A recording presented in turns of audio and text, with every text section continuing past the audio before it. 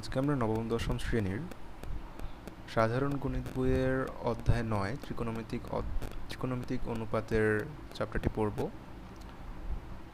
ত্রিকোণমিতিক অনুপাতের চ্যাপ্টারটিতে তোমাদের যে ধারণাটি দেওয়া হয়েছে তা তোমাদের পূর্ববর্তী শ্রেণীতে ছিল না, নবম দশম শ্রেণীতেই মূলত শুরু হয়েছে। তো এই অধ্যায়টি পড়ার জন্য তোমাদের যা জানা লাগবে তা হলো একটি ত্রিভুজ এবং ত্রিভুজের কী কী বৈশিষ্ট্য আছে, কিছু নির্দিষ্ট বৈশিষ্ট্য সম্পর্কে তোমাদের জানা লাগবে। এবং এই ত্রিভুজটি প্রথম শর্ত হলো ত্রিভুজটি হওয়া লাগবে তোমাদের সমকোণী ত্রিভুজ। আচ্ছা, তো সমকোণী ত্রিভুজ বলতে আশা করি আমরা আগে জেনে এসেছি যে একটা ত্রিভুজ থাকবে যার একটা কোণ হবে 90 ডিগ্রি। যদি একটি ত্রিভুজের একটি কোণ 90 ডিগ্রি হয় তবে আমরা সেই ত্রিভুজটিকে সমকোণী ত্রিভুজ বলে বিবেচনা করতে পারি। তোমাদের এই কনসেপ্টটা যদি মাথায় থাকে এবং এই ত্রিভুজটি সম্পর্কে যদি তোমরা ভালোভাবে জানতে পারো তাহলে তোমাদের এই অধ্যায়টি তেমন তেমন একটা অসুবিধা হবে না বুঝতে। তো এখানে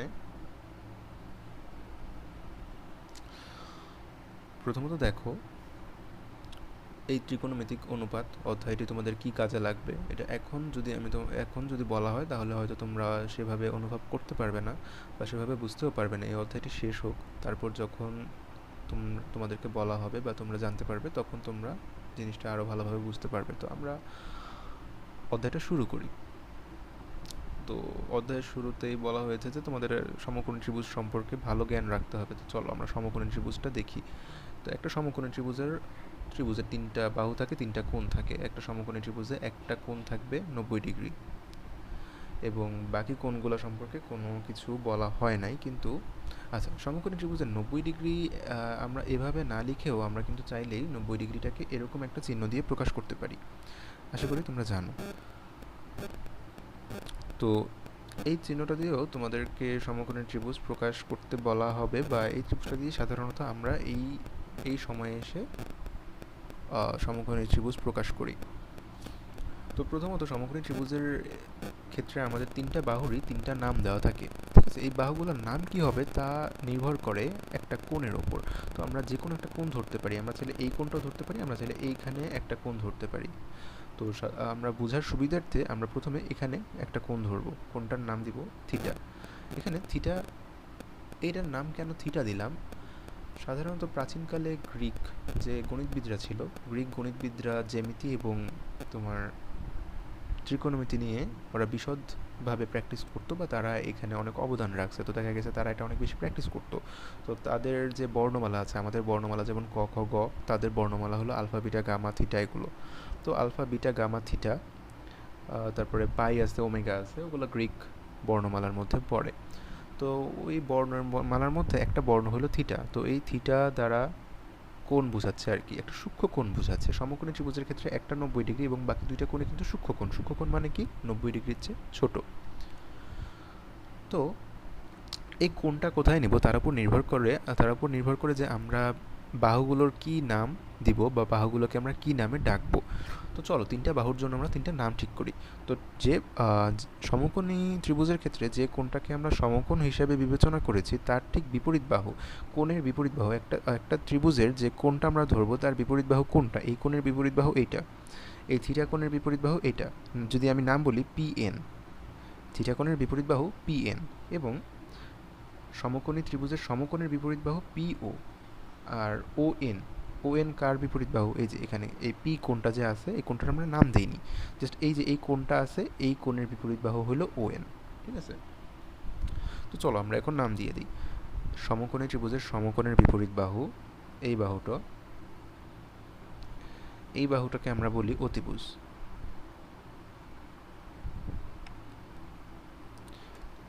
আচ্ছা, তুমি অতিভুজটা দেওয়ার পরে বাকি দুইটা বাহুর নাম খুব সহজেই বুঝতে পারবে। যে থিটা কোণটা দেওয়া আছে, থিটা কোণের যে বিপরীত দিকে বাহুটা, ওই বাহুটার নাম, ওই বাহুটার জন্য তো কষ্ট করে নাই, জাস্ট বিপরীত বাহুর নাম বিপরীত বাহু হিসেবেই বিবেচনা করা হয়েছে। এই বিপরীত বাহুকে আমরা ভবিষ্যতে লম্ব হিসেবেও চিনব, মানে ওকে আমরা লম্বও বলি আবার বিপরীত বাহুও বলি। এই অধ্যায়ে তোমাদেরকে বিপরীত বাহু হিসেবে দেখানো হয়েছে, আবার পরের অধ্যায়ে বা অন্য কোথাও আমরা এটাকে লম্ব বলবো। তারপর তোমাদের যে পি কোণটা আছে, এই পি কোণটার ক্ষেত্রে পি কোণের বিপরীত বাহু, মানে একটা বাহুই তো বাকি আছে আর কি, তো এই একটা বাহু যেটা বাকি থাকবে ওটাকে তোমরা বলবা সন্নিহিত বাহু। এটাকে আমরা দুইভাবে বুঝতে পারি। সহজটা হইলো সন্নিহিত বাহু হইলো যেটা বাকি থাকবে আর কি, অতিভুজ আর বিপরীত বাহু। বিপরীত বাহু আর অতিভুজ তো সহজ। সমকোণী ত্রিভুজ, সমকোণের বিপরীতটা হলো অতিভুজ, থিটার বিপরীতটা হলো থিটা, আমরা জাস্ট নাম দিছি, হ্যাঁ, এই কোণটার নাম দিছি থিটা। অন্য কিছুও দেওয়া যেত, A B C D anything, কিন্তু এখানে আমরা থিটা নামটা দিছি কারণ আগেরকার গণিতবিদরা এই নামটা ইউজ করছে আর কি, ওই প্রচলনের মাধ্যমে এই জন্য আমরা দিছি। তোমরা চাইলে যে কোনো নাম ইউজ করতে পারো, এমনকি থাকবেও তোমাদের ভবিষ্যতে এখানে থিটার বদলে এও থাকতে পারে, বিও থাকতে পারে, এরকমও থাকবে। আচ্ছা, তো এই থিটা কোণের বিপরীতে যে বাহুটা, ওই বাহুটার নাম বিপরীত বাহু। বাকি থাকে সন্নিহিত বাহু বা ও এন, মানে এই পি কোণটা আছে তার বিপরীতে যে বাহুটা আছে তার নাম সন্নিহিত বাহু। এটাকে আরেকভাবেও চেনা যায়। কিভাবে চেনা যায় দেখো, থিটা যে কোণটা আছে তার একটা বাহু, এই যে দুইটা বাহু মিলে তো একটা কোণ হয়, তাই না? পি ও ও এন, দুইটা বাহু মিলে একটা কোণ হয়েছে। তো পি ওটা হলো অতিভুজ, এবং এই থিটার সাথে আরেকটা যে বাহু আছে ওটা কি? পিও এর সন্নিহিত বাহু। তো এই যে পিও এর সন্নিহিত বাহু হওয়ার কারণে এটার নাম দেওয়া হয় সন্নিহিত বাহু। তোমরা এভাবেও এটা মনে রাখতে পারো যে থিটা কোণের একটা বাহু অতিভুজ বলা হয় এবং আরেকটাকে সন্নিহিত বাহু বলা হয়, যেহেতু পিও এর আরেকটা পিও বাহুটা যে থিটা কোণ উৎপন্ন করছে, এই থিটা কোণ উৎপন্ন করার কারণে আরেকটা যে বাহু হয়েছে সে অবশ্যই পিও এর সন্নিহিত বাহু। এটা একটু কঠিন হয়ে যায়, তো এত ডিটেলসে না বুঝে জাস্ট বিপরীত বাহু আর অতিভুজটা তোমরা বের করা শিখো, আর মনে রেখো যে যেটা বাকি থাকবে ওটা সন্নিহিত বাহু। তো এটাকে আমরা ভূমি বলি, এই বাহুটাকে আমরা সাধারণত ভূমি বলি। সন্নিহিত বাহুর আরেক নাম ভূমি, বিপরীত বাহুর আরেক নাম লম্ব। অতিভুজকে আমরা অতিভুজই বলি, সবসময় অতিভুজই বলি। আচ্ছা, তো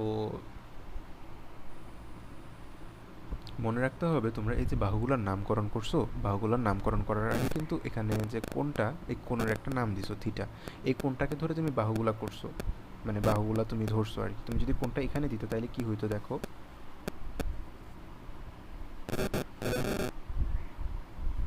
ধরি এটা সমকোণ, এখন এখানে আমি উপরে থিটা দিব, এটা পি এন ও নাম দিলাম। তো এখানে অতিভুজ হবে, অতিভুজ অতিভুজ চেঞ্জ হবে না, কিন্তু সন্নিহিত বাহু আর বিপরীত বাহু চেঞ্জ হবে। দেখো, থিটা কোণের বিপরীত বাহুকে আমরা বিপরীত বাহু বলি, তো এখন ও হবে বিপরীত বাহু বা লম্ব, বিপরীত বাহু বা লম্ব, এবং এই বাহুটা হবে সন্নিহিত বাহু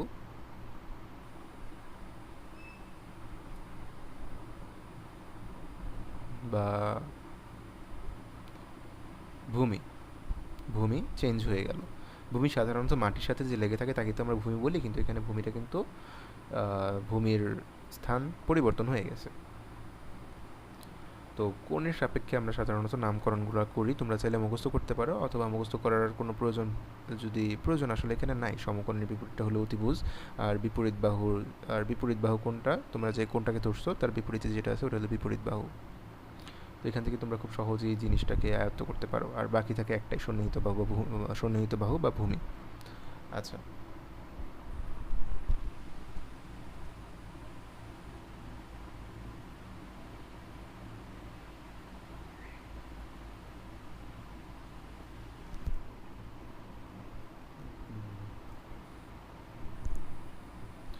আমরা একটা এক্সাম্পল করে ফেলি। তোমাদের বইয়ের এক্সাম্পল এটা কত, সম্ভবত দুই নম্বর এক্সাম্পলে তোমাদের দেওয়া আছে, এখানে একটা অঙ্ক দেওয়া আছে। অঙ্কটার চিত্রটা এরকম ছিল, একটু অন্যরকম। এখানে লম্ব বলছে এটা, ঠিক আছে, এবং কোণ এটার নাম দেওয়া হয়েছে আলফা, এটার নাম দেওয়া হয়েছে বিটা। আলফার সাইন এটা, বিটার সাইন এটা, হ্যাঁ, আর এটা হলো থিটার সাইন। আচ্ছা, এখন এই বাহুগুলার একটা মান দেওয়া আছে আর কি, মনে করো এটা 7 মিটার, এটা 24 মিটার, আর এটা 25 মিটার। পিথাগোরাসের উপপাদ্য জানতে হবে আর কি, যেহেতু সমকোণ নিয়ে তোমরা পড়তেছো, পিথাগোরাসের উপপাদ্যটা একটু লাগবে। পিথাগোরাসের উপপাদ্যটা আশা করি তোমরা মোটামুটি জানো, যে অতিভুজ স্কোয়ার ইজ ইকুয়াল টু লম্ব স্কোয়ার প্লাস ভূমি স্কোয়ার। তো ওখানেও কিন্তু আমরা লম্ব আর ভূমি এই দুইটা শব্দ ব্যবহার করে থাকি। তো অতিভুজ স্কোয়ার ইজ ইকুয়াল টু লম্ব স্কোয়ার প্লাস ভূমি স্কোয়ার। তো পিথাগোরাসের উপপাদ্যটা একটু প্রয়োজন। তো এখানে প্রয়োজন নাই, জাস্ট ইন কেস ভবিষ্যতে প্রয়োজন হবে ত্রিকোণমিতির বিভিন্ন সূত্র যখন তোমরা শিখবে। তো এই ম্যাথটাতে বলছে যে তোমার প্রথমে আলফা কোণের জন্য অতিভুজ, সন্নিহিত বাহু এবং বিপরীত বাহু বের করতে। তো দেখো আলফা কোণের জন্য তোমার অতিভুজ সবসময় সেম হবে। আচ্ছা, অতিভুজ সেম হবে এই কথাটা মনে রাখার কোনো প্রয়োজন নাই। দেখো অতিভুজ কত হবে, অতিভুজকে যে ছিল, সমকোণ ছিল আর কি, সমকোণের বিপরীত বাহুটা, সমকোণের এখানে বিপরীত বাহুকে এই বাহুটা না, এই বাহুটা সমকোণের বিপরীত বাহু। তো ওর দৈর্ঘ্য কত, 25, তাই না? তাহলে আলফা কোণের জন্য বলছে, তাহলে এই কোণটার জন্য বলছে, তাহলে এই যে এই কোণের বিপরীত বাহুকে, এই কোণের বিপরীত বাহু এটা না, এই 24 মিটার বাহুটা, তাহলে এখানে বিপরীত বাহু হবে 24। তাহলে বাকি থাকলো সন্নিহিত বাহু করে লিখলাম, সন্নিহিত বাকি থাকে 7। এবার বিটা কোণের জন্য, মানে এই কোণটার জন্য অতিভুজে কোনো পরিবর্তন নাই। অতিভুজ কারণ হলো, অতিভুজ হলো সমকোণের বিপরীত, সমকোণ তো সেম থাকবে। এই বিটা কোণের জন্য তো সমকোণ পরিবর্তন হবে না, সমকোণের জায়গাতেই আছে। তো সমকোণের বিপরীত বাহু হলো অতিভুজ, তাহলে অতিভুজ হবে হলো 25 মিটার। বিপরীত বাহু কোনটা হবে, বিটা কোণের বিপরীত বাহু কি, এই বাহুটা না, তাহলে এই বাহুটার দৈর্ঘ্য কত, 7, তাহলে বিপরীত বাহু হবে 7। তারপর আসে হলো সন্নিহিত বাহু, তাহলে তুমি 25 লিখছো, 7 লিখছো, সন্নিহিত বাহু বাকি থাকে হলো 24। তাহলে ত্রিভুজের একটা বাহুই বাকি আছে, সেটা হলো সন্নিহিত বাহু, সে 24। তো এই এক্সাম্পলটা দেখলে, এবং বইয়ে আরও কিছু এক্সাম্পল আছে, ওই এক্সাম্পলগুলো তুমি যদি দেখো তাহলে এইখানে আর কোনো কনফিউশন থাকবে না আর কি, এই কনসেপ্টটা, এই ধারণাটা তোমরা ভালো মতো শিখতে পারবে।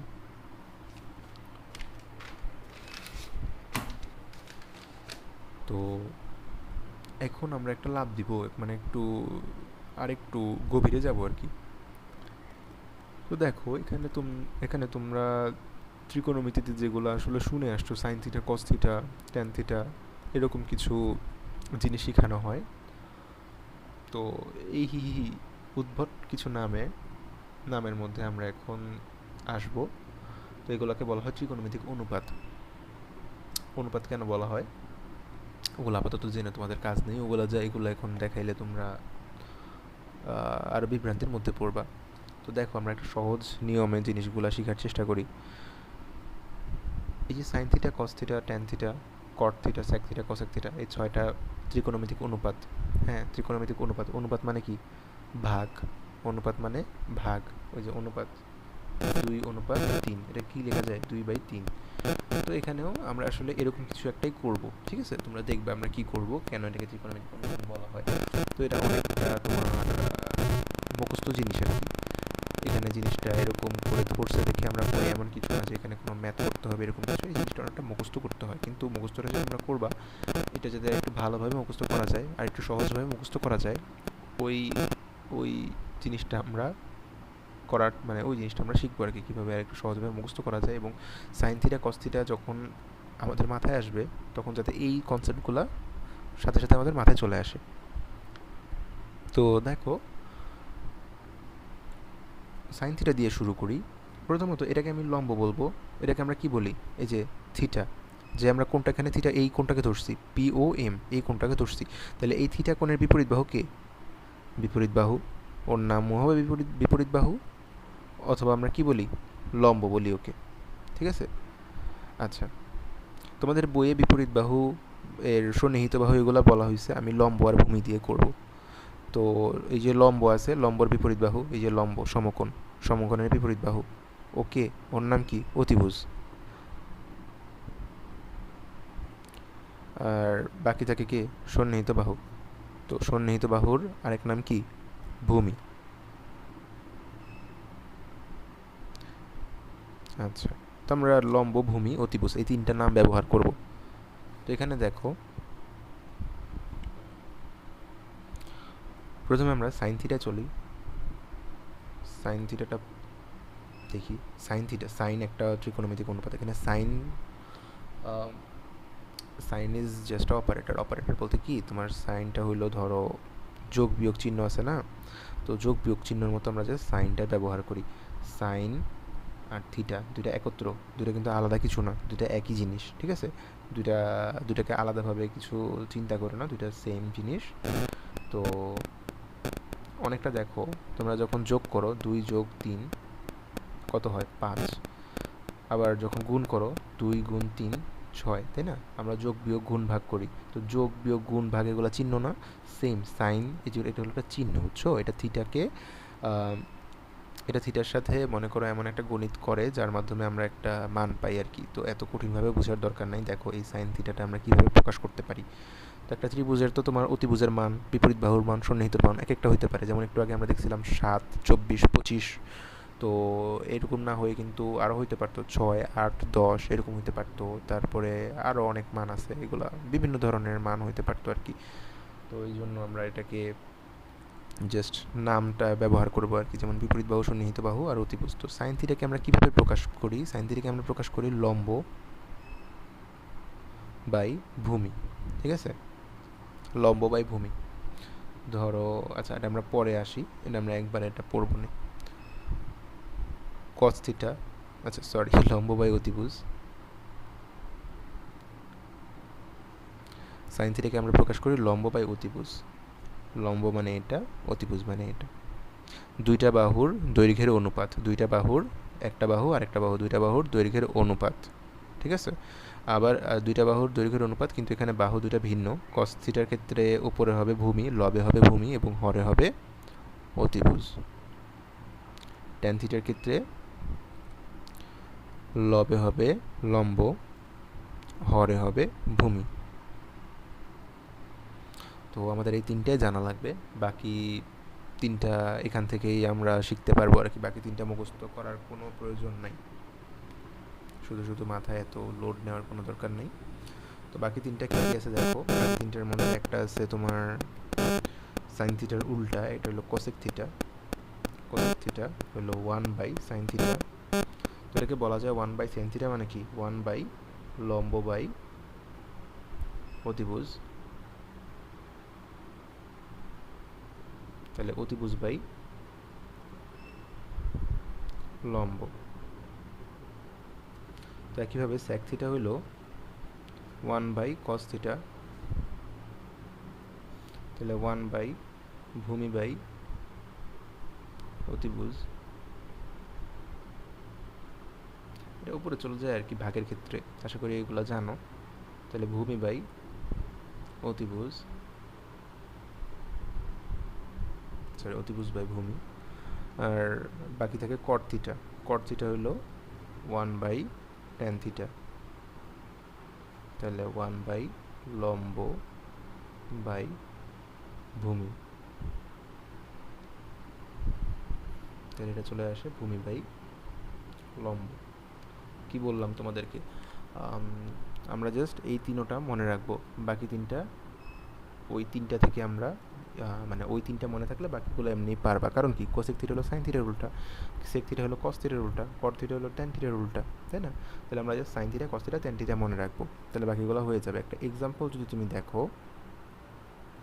মনে করো এটা হইলো গিয়ে 3, এটা হলো গিয়ে 4 মিটার, সরি এটা হলো গিয়ে 4 মিটার, এটা হলো গিয়ে 5 মিটার, ঠিক আছে? এটা 4 মিটার, এটা 3 মিটার, এটা 5 মিটার। আমি থিটা ধরছি, ওকে। এটা হলো আমার লম্ব। এখানে সাইন থিটা কী হবে? সাইন থিটা হবে লম্ব বাই ভূমি, তাই না? তাহলে লম্ব বাই ভূমি, লম্ব কে? এখানে লম্ব কে?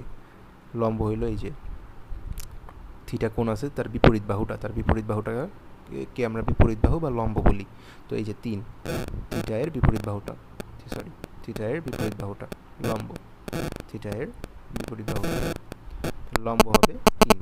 অতিভুজ কি? সমকোণের বিপরীত বাহুটা।